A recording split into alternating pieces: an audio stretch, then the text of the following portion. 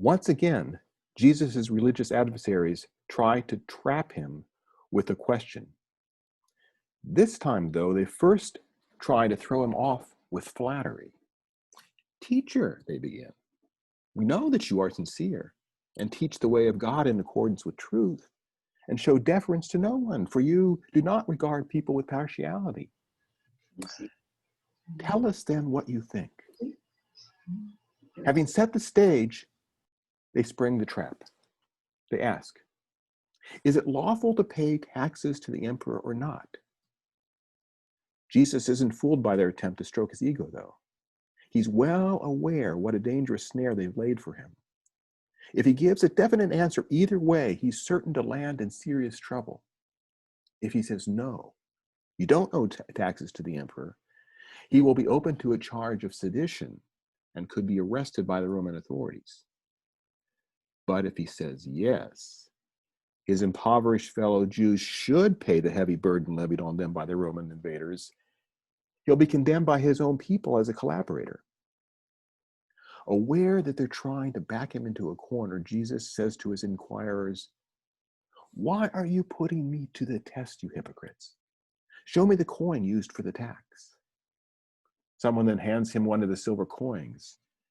Jesus holds it up for all to see. Whose head is on it, he asks, and whose title?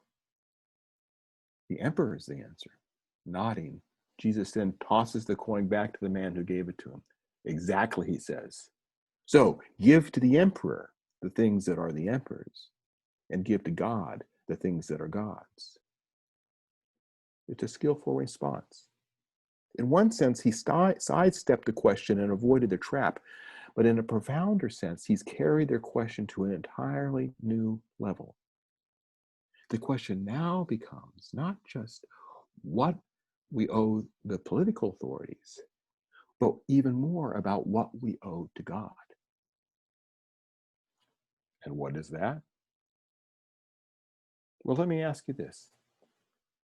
If you can see that you owe Caesar a portion of your money because it's his image that we see on the coin, whose image do we see on our soul? The answer is clear. It's the very first thing that the Bible tells us about ourselves. To quote the first chapter of Genesis, so God created human beings in God's own image. In the image of God, God created them. Male and female, God created them. And God blessed them. That's it. That's the answer. Before we know anything else about ourselves, we know this. We carry God's imprint at the very core of who we are. When we peer into the essence of our being, the image we see gazing back at us is nothing less than God's own. All this indicates that the full meaning of Jesus' response is this. Yes, there are things that you owe to the civil authorities. You need to do your part to support their support of your fellow citizens. But at the same time, there are things that you do not owe them. You do not owe them what you owe God. You do not owe them your soul. You know, recently a few priests in this diocese have gotten together to read a book called Christ in Crisis by a man named Jim Wallace. Jim is a fascinating man. For some 50 years now, Jim has headed a Christian community located in one of the poorest districts of Washington, D.C., dedicated to helping those most in need. He's also published an influential magazine called Sojourners. I myself have an interesting history with Jim Wallace. First, he published a couple of articles I've written, but more importantly, in 1999, he was asked to teach a course at Harvard's Kennedy School of Government called The Politics of Faith. He asked me to be his teaching assistant. It was a brilliant course. It seemed like Jim Wallace knew everyone in Washington and invited many to come as guest speakers. Among those who came to speak was the legendary civil rights leader, John Lewis. who died a few weeks ago and made headlines by being the first Black man to lay in state in the Capitol building. Did any of you see that? Jim got to know these people because of his own long history in the civil rights movement. He and I often met over breakfast to plan how to structure the day's lecture and discussion. And once I asked him how he came to get so involved in the civil rights movement. "Oh, now that's an interesting story," Jim said. "What you have to realize is that I grew up a little white boy in an all-white community in Michigan, a member of the evangelical Plymouth Brethren Church. I never even saw a Black person. Maybe once or twice I saw Harry Belafonte or Nat King Cole on the Ed Sullivan Show, but that was about it. For that matter, I never even saw much television. My family was very religious and we spent all our free time in church. But the thing is, during the early 60s, I started to see Martin Luther King on some of the evening news broadcasts. At first, I couldn't understand what his concerns were.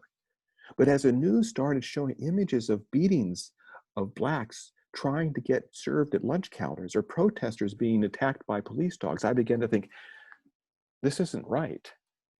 I was deeply troubled and began to talk to people in my church about it. Some people seemed to be as upset as I was, but others didn't seem to care.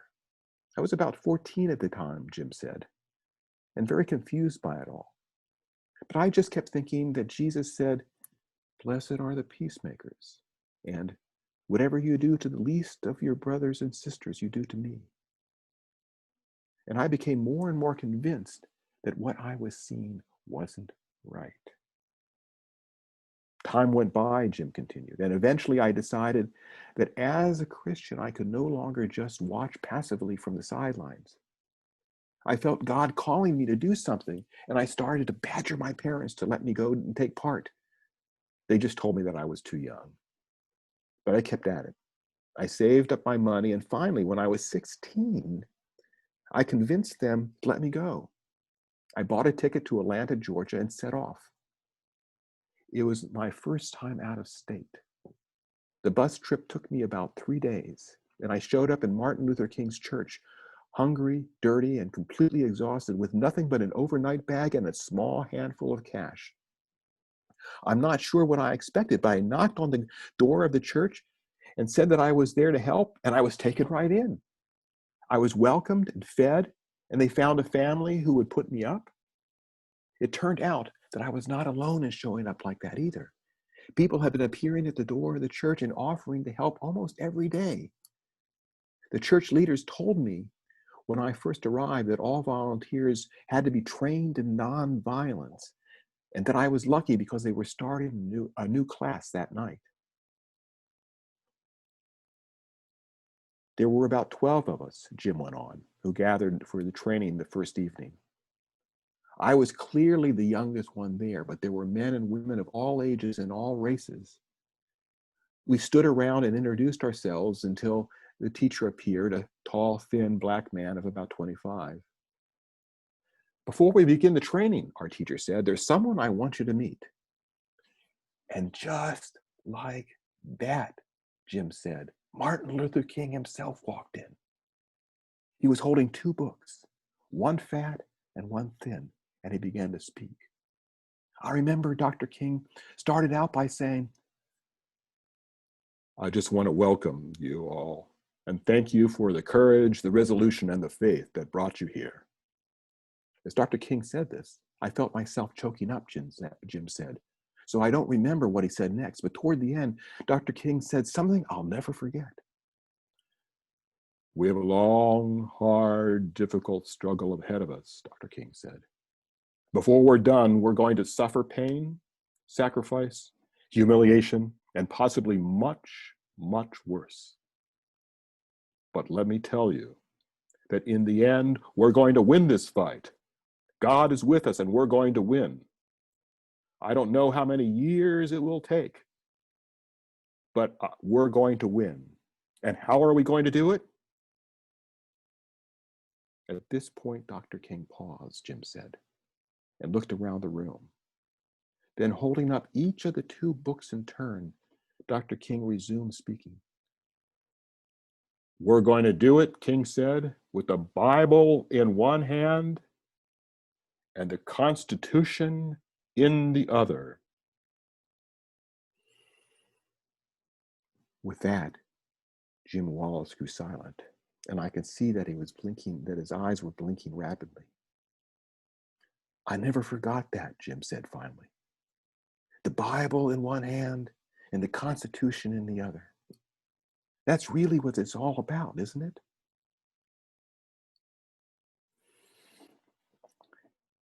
You know, as I reflect on Jim Wallace's story, I realize that I've always felt very lucky to be an American. I felt that way because I lived in a country with a constitution built on a belief in justice and in the basic worth of all human beings that has its roots in gospel values. I felt that as a result, I could rely on the basic compatibility of those two outlooks. As Jesus reminds us, though, it's not always that simple.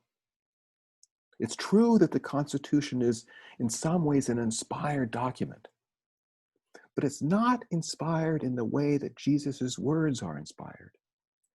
And at times it falls short.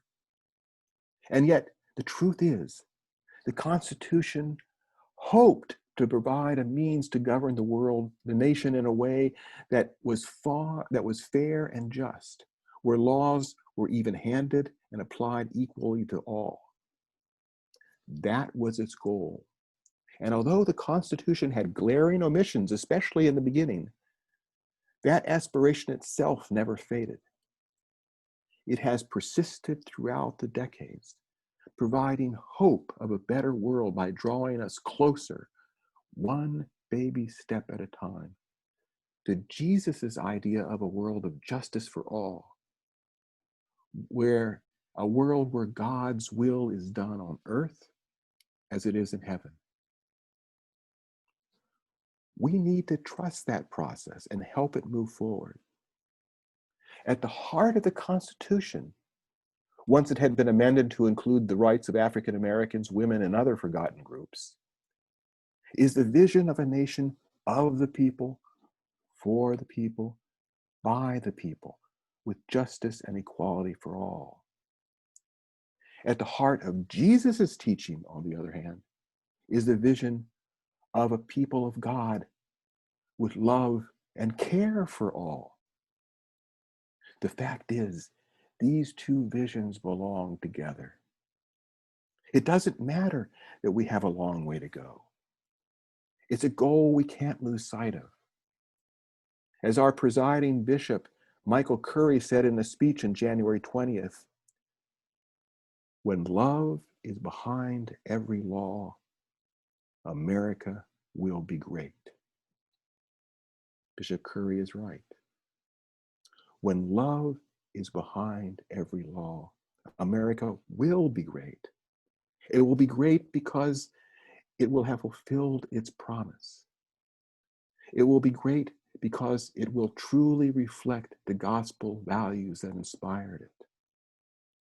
So how do we get there? Well, for Christians, the answer is easy. We do it with the Bible in one hand and the Constitution in the other. We do it with our prayers. We do it with our votes. We do it with the love that we feel for all God's children, those with whom we agree and those with whom we disagree. We do that by never losing sight of the dual facts that we are all, every one of us, children of God and citizens of a single country. It is for both of these reasons that we need to stand together and become one nation, governed by love, with liberty and justice for all. Amen.